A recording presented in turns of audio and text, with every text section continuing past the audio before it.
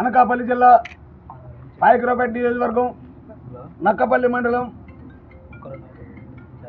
CITU CPM YSR Congress party ఆధ్వర్యంలో ఈ మండలంలో ఉన్న ఆటో కార్మికులందరూ ఆటోలతో భారీ ఎత్తున ర్యాలీ నిర్వహించడం జరిగింది. ఎందుచేతనంటే రాష్ట్ర ప్రభుత్వం ఫ్రీ బస్సు విధానం పెట్టి ఆటో కార్మికులకి అన్యాయం జరిగింది. ఆ ఫ్రీ బస్సు విధానం పెట్టే ముందు ఆటో కార్మికులను ఆదుకొని అప్పుడు ఫ్రీ బస్సు విధానం పెడితే ఎంతో బాగుండు. ఆటో కార్మికులకి ఈరోజు తిన్నాక తిండి లేకుండా చాలా ఇబ్బందులు పడుతున్నారు. ఇదే ఆటో కార్మికులకి గత ప్రభుత్వంలో జగన్మోహన్ రెడ్డి గారు ప్రతి ఆటోకి వాళ్ళ జీవన ఆటోలు లైసెన్సులు కట్టుకోవడానికి బాగు చేయించుకోవడానికి వాహన మిత్ర పథకం ద్వారా 10,000 రూపాయలు వేయడం జరిగింది. మొన్న జరిగిన ఎన్నికల్లో కూటమి ప్రభుత్వం హామీ ఇచ్చింది, వాహన మిత్ర పథకం మేము కూడా ప్రవేశపెడతామని చెప్పారు.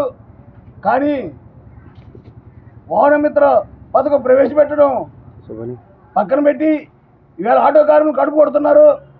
ఇప్పుడైనా రాష్ట్ర ప్రభుత్వం ఆటో కార్మికులు దయతలిచి వాళ్ళకి సంవత్సరానికి 30,000 ఇచ్చి వాహన మిత్ర పథకం ప్రవేశపెట్టాలని ఈరోజు మేము ఆటో కార్మికుల తరఫున భారీ ఎత్తున ర్యాలీ అలాగే ఎంఆర్ఓ గారికి వినతిపత్రం ఇవ్వడం జరిగింది. అధికారంలో ఉన్నటువంటి కూటమి ప్రభుత్వం సూపర్ 6 పథకాలని ప్రకటించడం జరిగింది. ఆ పథకాల అమలులో భాగంగా ఆగస్టు 15వ తేదీ నుంచి రాష్ట్రంలో స్త్రీశక్తి పేరు చెప్పి ఉచిత బస్సు పథకాన్ని అమలు చేస్తున్నారు. ఈ పథకం అమలు తీరు ఎలాగున్నప్పటికీ ఈ పథకం వల్ల రాష్ట్రంలో ప్రత్యక్షంగా పరోక్షంగా ఆటోలపైన ఆధారపడి జీవిస్తున్నటువంటి సుమారు 30 లక్షల కుటుంబాలు రోడ్డు పాలు అవ్వడం జరిగింది. ఆటో డ్రైవర్లు, ఆటోమొబైల్ రంగంలో పనిచేసేవాళ్ళు, స్పేర్ పార్ట్లు అమ్మేవాళ్ళు, మెకానిక్ చేసేవాళ్ళు, ఫైనాన్స్ ఇచ్చేవాళ్ళు, సర్వీసింగ్ చేసేవాళ్ళు, ఈ రకంగా చూస్తే ఆంధ్ర రాష్ట్రంలో సుమారుగా 30 లక్షల కుటుంబాలు ఈ స్త్రీశక్తి ఉచిత బస్సు పథకం ద్వారా రోడ్డు పాలు అవ్వడం జరిగింది.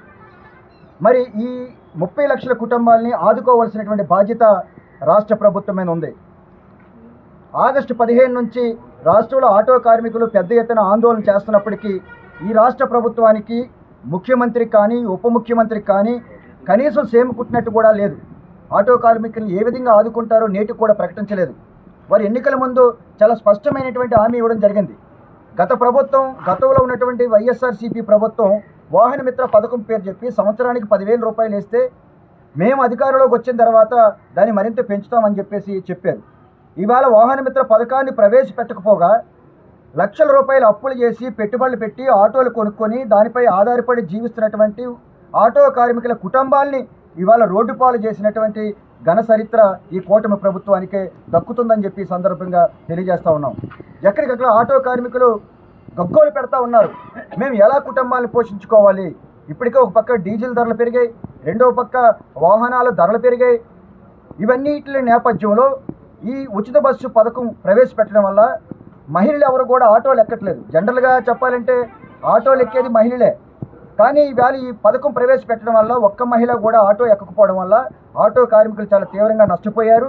కాబట్టి వెంటనే రాష్ట్ర ప్రభుత్వం రేపు 18వ తేదీ నుంచి జరగబోతున్నటువంటి రాష్ట్ర అసెంబ్లీ సమావేశంలో దీనిపై ప్రత్యేకమైనటువంటి చర్చ జరిపించి ఆటో కార్మికుల్ని ఆదుకోవాలని, లక్షలాదిగా ఆధారపడి జీవిస్తున్నటువంటి ఆటో కార్మికుల్ని రోడ్డు పాలు చేయొద్దని, మీరు ఎన్నికల మీద ఇచ్చినటువంటి హామీ మేరకు సంవత్సరానికి 30,000 రూపాయలు ఆటో కార్మికులకి వాహన మిత్ర పథకాన్ని అమలు చేయాలని, అదేవిధంగా ఆటో కార్మికులు ఆటోలు కొనుక్కోవడం కోసం సబ్సిడీపై రుణాలు ఇవ్వాలని మేము డిమాండ్ చేస్తూ ఉన్నాం.